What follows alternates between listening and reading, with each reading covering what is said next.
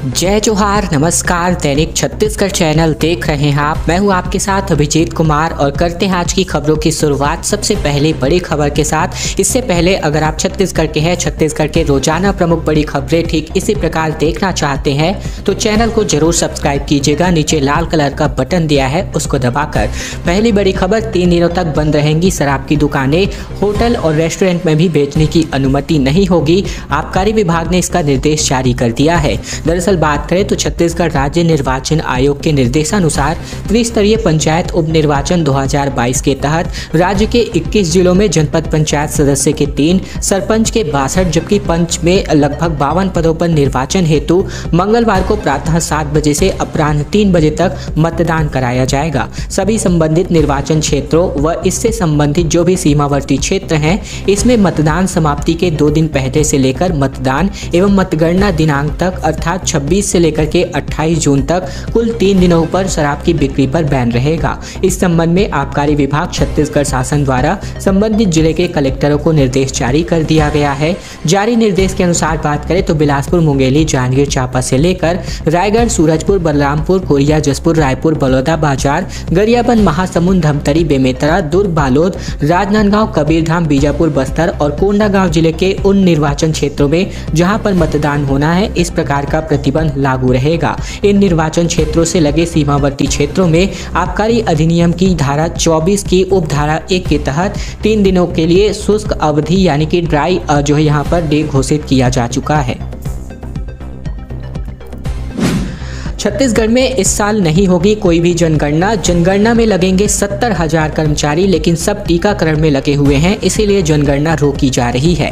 छत्तीसगढ़ में जनगणना इस साल नहीं होगी, बल्कि अब यह अगले वर्ष यानी कि साल 2023 में होगी। इसकी सबसे बड़ी वजह यह है कि छत्तीसगढ़ ही नहीं, लगभग पूरे देश में अधिकांश सरकारी अधिकारी कर्मचारी कोविड टीकाकरण में लगे हुए हैं। छत्तीसगढ़ में ही जनगणना के लिए 70,000 से भी अधिक अधिकारी और कर्मचारियों की आवश्यकताएं हैं, लेकिन इनमें से ज्यादातर को कोविड टीकाकरण में ही लगा दिया जा चुका है। अर्थात यहाँ जनगणना के लिए सरकारी अमला बचा ही नहीं है। संभवतः देश भर में भी ऐसी ही स्थिति है। इसीलिए भारत के जनगणना निदेशक कार्यालय ने इसकी शुरुआती प्रक्रिया यानी प्रशासनिक सीमाएं तय करने का ही समय 30 जून से बढ़ाकर 31 दिसंबर तक कर दिया है। यह काम पूरा होने के बाद ही जनगणना शुरू होती है। अर्थात इस साल जनगणना की संभावना खत्म हो गई है और अगले साल यह जनवरी से एक बार फिर से शुरू की जाएगी। वैसे भी 2021 की जनगणना अब 2 साल ऑलरेडी पिछड़ चुकी है। जनगणना के सही आंकड़े आने के बाद ही सरकार इसका राजनीतिक रूप से उपयोग कर निगम, मंडल, आयोग व प्राधिकरणों का गठन करती है। अगली जनगणना का बड़ा हिस्सा ऑनलाइन तरीके से होगा। अफसरों के मुताबिक केवल राज्य के अंदरूनी एवं कमजोर इंटरनेट कनेक्टिविटी वाले क्षेत्रों में ही ऑफलाइन तरीके से जनगणना करी जाएगी। छत्तीसगढ़ विधानसभा का मानसून सत्र 20 जुलाई से प्रारंभ होने जा रहा है। इस बार 27 जुलाई तक सत्र जो है चलने वाला है।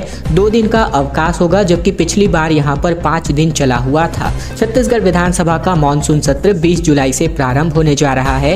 विधानसभा सचिवालय ने बीते दिन इसकी अधिसूचना भी जारी कर दी है। यह सत्र 27 जुलाई तक चलना है, जिसमें 6 बैठकें प्रस्तावित हैं। 2021 में मानसून सत्र 26 से लेकर के 30 जुलाई तक आयोजित किया गया था। इसमें 5 दिन काम हुआ था। छत्तीसगढ़ विधानसभा के सचिव दिनेश शर्मा की ओर से बीते दिन इसकी अधिसूचना जारी हो चुकी है।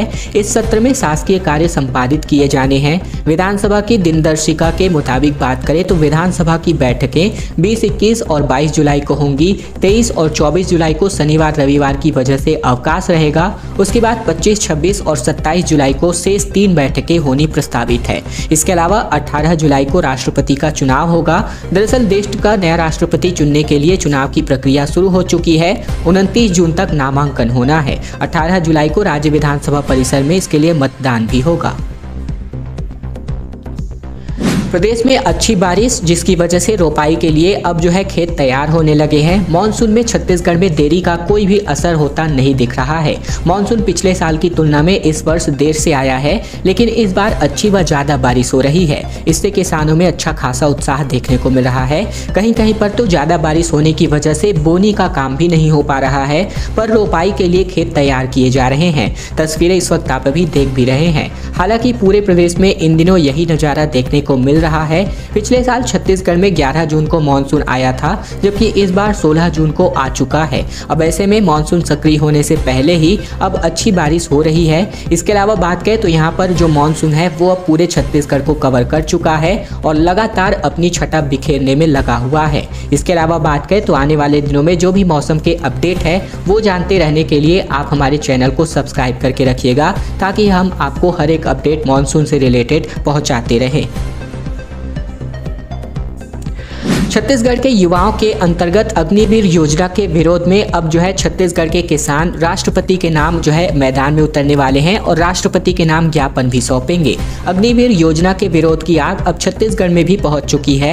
अब यहाँ के किसान अग्निवीर योजना के तहत विरोध में राष्ट्रपति रामनाथ कोविंद के नाम ज्ञापन सौंपेंगे। इसके अलावा बात करें तो बीते दिन आम बगीचा नवा रायपुर में नई राजधानी प्रभावित किसान कल्याण समिति के नवा रायपुर के सदस्य हैं, इनके साथ छत्तीसगढ़ के विभिन्न किसान, मजदूर और नागरिक संगठनों के प्रमुखों और प्रतिनिधियों की बैठक हुई है, जिसमें यह निर्णय लिया जा चुका है। इसके अलावा बात करें तो बैठक में कई निर्णय लिए गए हैं। पिछले 5 महीने से जारी नई राजधानी प्रभावित किसानों के समर्थन में प्रभावित किसानों ने आंदोलन के साथ एकजुट होकर के नारे के साथ 24 जून को सभी जन संगठनों द्वारा अपने अपने क्षेत्र में प्रदर्शन कर राज्यपाल के नाम ज्ञापन सौंपने की बातें कही गई। इसके अलावा संयुक्त किसान मोर्चा दिल्ली के देशव्यापी आह्वान पर केंद्र सरकार द्वारा सेना का निजीकरण और भगवाकरण करने के लिए लाए गए अग्निवीर योजना को रद्द करने और देश के आंदोलनकारी युवाओं के समर्थन में राष्ट्रपति को ज्ञापन सौंपे जाएंगे। इस बात यहाँ पर इसकी जानकारी दी गई है।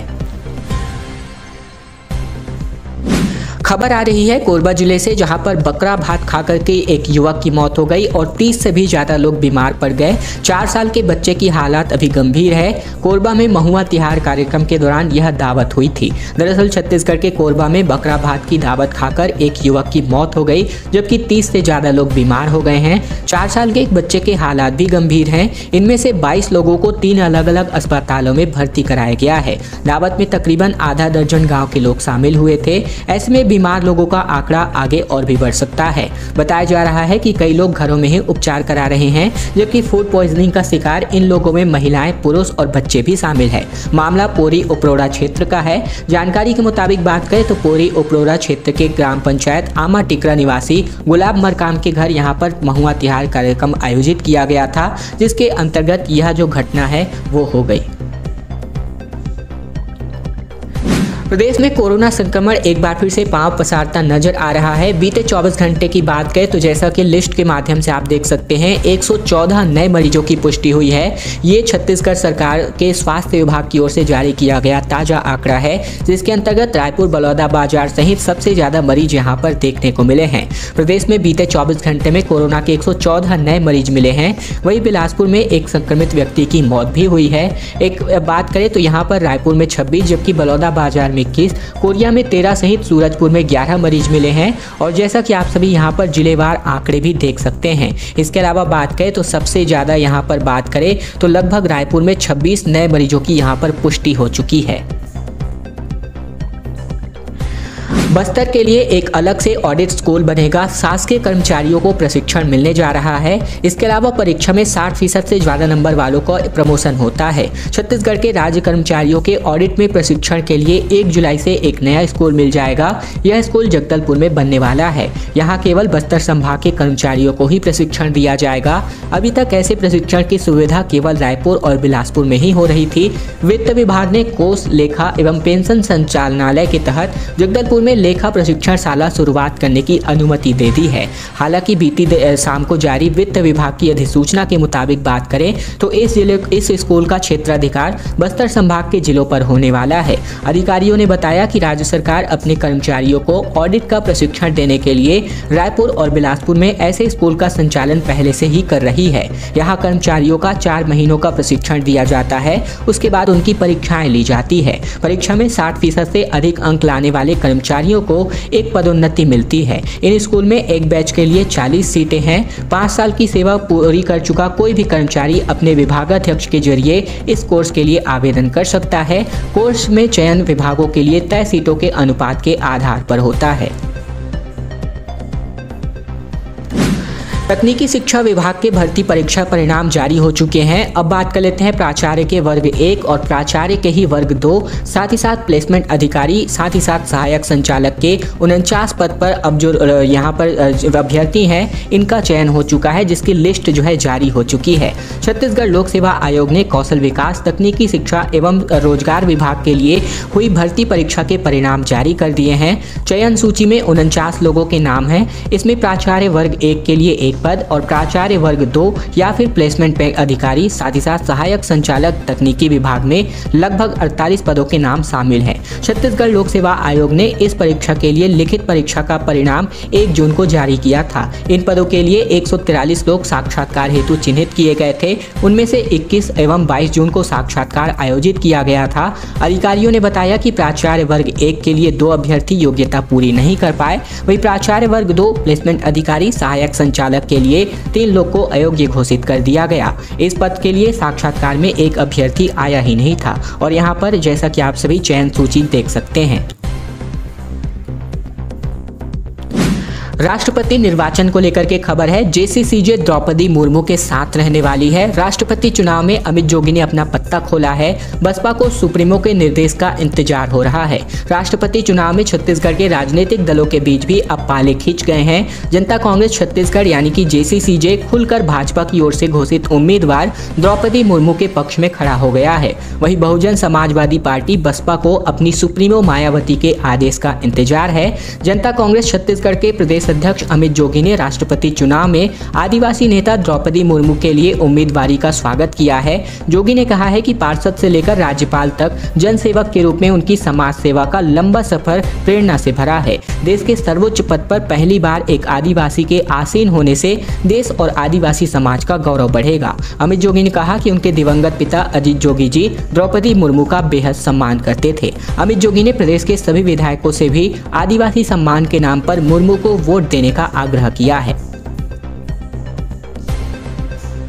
और अब आज की अंतिम बड़ी खबर, जहां पर बीजेपी को बर्दाश्त नहीं कि विपक्ष की सरकारें चले, इस बात की यहां पर जो बयान है वो यहां पर दिया गया है मुख्यमंत्री बघेल द्वारा। दरअसल मुख्यमंत्री का कहना है कि ये लोग तोड़फोड़ में लगे हैं, पर्दे के पीछे इन्हीं का हाथ है, फोन टैपिंग इनकी फितरत है। दरअसल छत्तीसगढ़ के मुख्यमंत्री भूपेश बघेल दिल्ली में दिए गए बयान पर आज जो है फोन टैपिंग का जिन एक बार फिर से बाहर आ गया।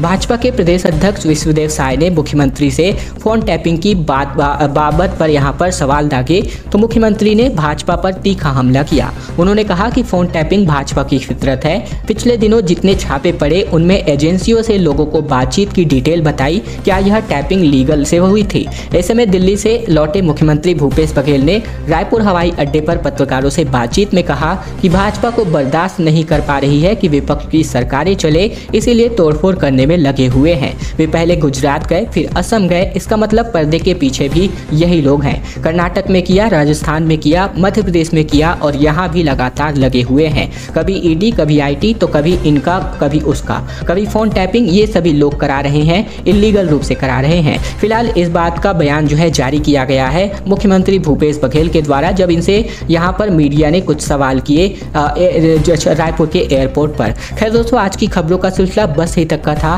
वीडियो अगर आपको पसंद आए तो इस वीडियो के नीचे लाइक बटन है, जिसे दबाकर इस वीडियो को आपको बहुत ही छोटा सा लाइक करना है। नीचे लाल कलर का सब्सक्राइब बटन भी दिया है, जिसे दबाकर इस चैनल को आपको सब्सक्राइब करना है, ताकि प्रतिदिन की महत्वपूर्ण खबरें, छत्तीसगढ़ के समाचार बिना किसी रुकावट रोजाना हम आप तक पहुंचा सके। तो चैनल को जरूर सब्सक्राइब कीजिएगा।